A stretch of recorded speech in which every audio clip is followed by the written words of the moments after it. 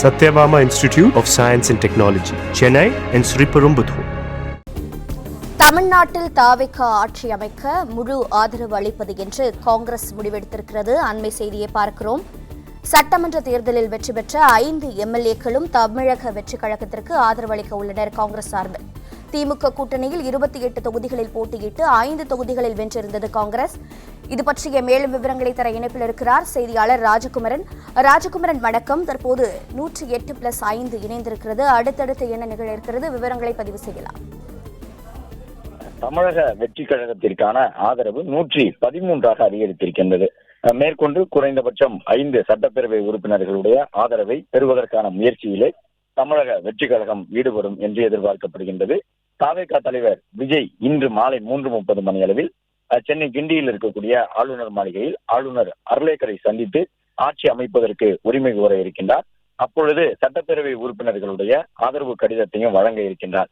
விஜய் கடிதம் வழங்கும் பொழுது விஜயனுடைய தமிழக வெற்றி கழகத்தின் 108 சட்டப்பேரவை உறுப்பினர்களுடைய ஆதரவு மட்டும் இருக்குமா, கூடுதலாக காங்கிரசினுடைய 5 உறுப்பினர்கள் தற்பொழுது ஆதரவு கடிதம் தந்திருக்கக்கூடிய நிலையில் 113 உறுப்பினர்கள் ஆதரவுடன் ஆட்சி அமைப்பதற்கு விஜய் உரிமை கோருவாரா, அல்லது வேறு கட்சியில் இருக்கக்கூடிய யாரேனும் விஜய்க்கு ஆதரவு கடிதம் கொடுத்திருக்கின்றார்களா என்ற கேள்விக்கான விடை இன்று மாலை 4 மணி அளவில் தெரிய வரக்கூடும். ஏனென்றால் அதிமுகவில் எல்லாம் ஒரு சில உறுப்பினர்கள் தமிழக வெற்றி கழகத்தை ஆதரிக்கலாம், வெளியிலிருந்தோ அல்லது கூட்டணி அரசில் அங்கம் பெற்றோ ஆதரவை கொடுக்கலாம். மக்களுடைய மனநிலை இந்த தேர்தலுக்கு தாவேகா தலைவர் விஜய் வர வேண்டும் என்பதாக இருந்துவிட்டது.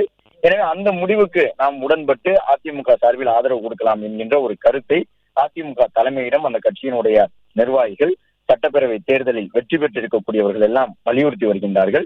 எனவே அதிமுகவில் இருக்கக்கூடிய சில நபர்கள் ஆதரவு கடிதத்தை விஜய்க்கு வழங்கியிருந்தால் கூட அதில் ஆச்சரியப்படுவதற்கு எதுவும் இல்லை. இந்த நிலையில்தான் எஸ்பி வேலுமணி, சி.வி. சண்முகம் உள்ளிட்டவர்கள் இன்று காலை முதல் எடப்பாடி பழனிசாமியை சந்திப்பதை தவிர்த்து தனிப்பட்ட முறையில் தங்களுக்குள் பல்வேறு இடங்களில் ஆலோசனையை மேற்கொண்டிருக்கின்றார்கள். எம்ஆர்சி நகர், அது மட்டுமல்லாமல் அருகில் இருக்கக்கூடிய பகுதிகளில் என்று கிட்டத்தட்ட 3 இடங்களில் இன்று மாறி மாறி எஸ்பி வேலுமணி, சி.வி. சண்முகம் உள்ளிட்டவர்கள் எடப்பாடி பழனிசாமியை சந்திப்பதை தவிர்த்துவிட்டு ஆலோசனையிலே ஈடுபட்டுக் கொண்டிருக்கின்றார்கள்.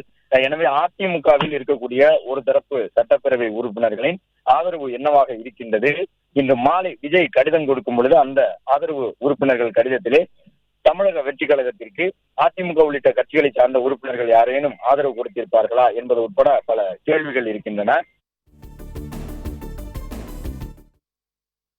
சந்திக்க உள்ள நிலையில்தான் இப்பொழுதே தமிழக வெற்றி கழகத்தினுடைய தலைவர் விஜய் கட்சியினுடைய அலுவலகமான பனையூர் அலுவலகம் சென்றிருக்கின்றார்.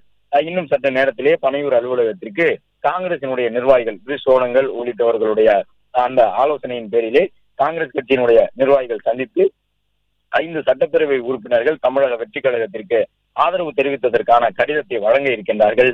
கிட்டத்தட்ட 11 ஆண்டுகளாக நீடித்துக் கொண்டிருந்த கூட்டணி முடிவுக்கு வந்திருக்கின்றது. 2014 நாடாளுமன்ற தேர்தல் முன்பும் அதற்கு முன்பாக 2011 சட்டப்பேரவை தேர்தலுக்கு முன்பாகவும் கூட திமுக என்பது காங்கிரஸ் என்பதும் இயற்கையாக அமைந்த கூட்டணி என்றெல்லாம் சொல்லப்பட்டது.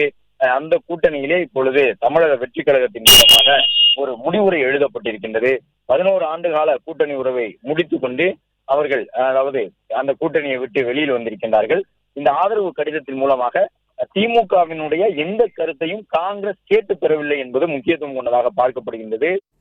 Satyabama Institute of Science and Technology, Chennai and Sriperumbudur.